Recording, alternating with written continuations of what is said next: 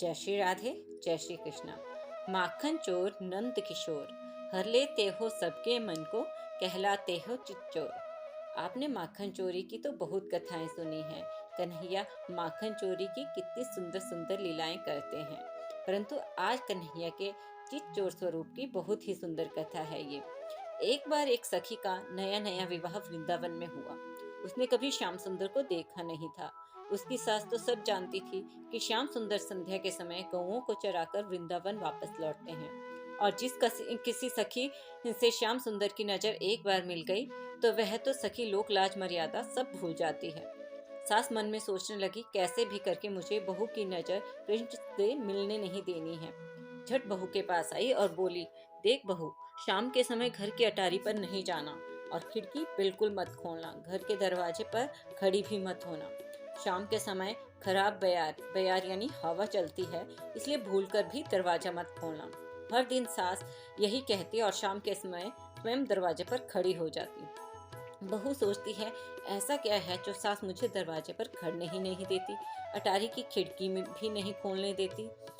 तो एक दिन शाम के समय कहीं बाहर गई थी। बहू सोचने लगी, आज अच्छा मौका है, दरवाजे ना सही अटारी की खिड़की से तो जरूर देखूंगी।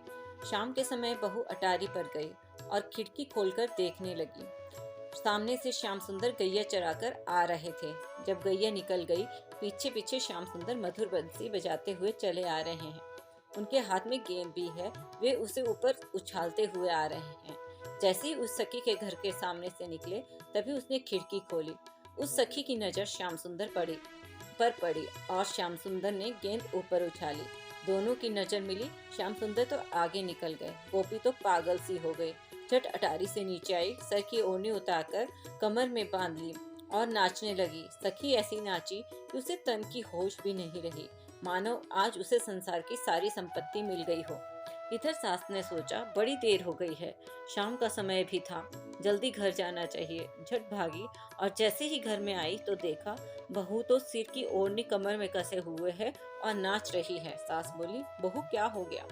बहू कहाँ सुनने वाली थी, सास को देखकर बोली, आओ प्यारे। सास घबरा गई, भागी भागी अपने बड़े बेटे के पास गई और बोली, बेटा घर चल, बहू को खराब बेयार लग गई है। सखी का जेठ आया, उसे देखकर सखी फिर बोली, आओ प्यारे। जेठ बोलता है, मुझसे आओ प्यारे बोलती है और कायदा भी नहीं करती। सास भागी भागी ससुर को बुला कर लाई। ससुर ने पूछा, बहू क्या हो गया? बहू फिर बोली, आओ प्यारे। ससुर बोला, इसे सचमुच खराब बेयार लग गई है। सास समझ गई ये खराब बेयार कैसे लगी। झट नंद भवन गई और बोली, कन्हैया जल्दी चल, मेरी बहू को तुम ही ठीक कर सकते हो। कृष्ण साथ में गए और उस सखी ने कृष्ण को देखा तो बोली, आओ प्यारे, और थोड़ी देर में ठीक भी हो गई। जब होश आई तो देखा सामने सास ससुर जेठ खड़े हैं।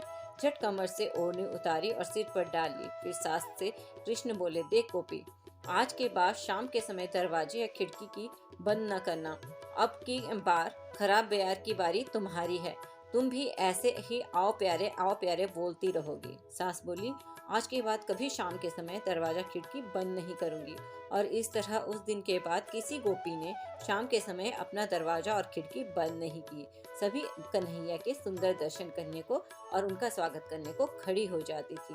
भक्तों, आपको यह चिच्चोर की कथा कैसी लगी? यदि अच्छी लगी तो कृपया इस वीडियो को लाइक करें, शेयर करें और हमारे चैनल को सब्सक्राइब करें और कमेंट में जय श्री राधे, जय श्री कृष्ण अवश्य लिखें।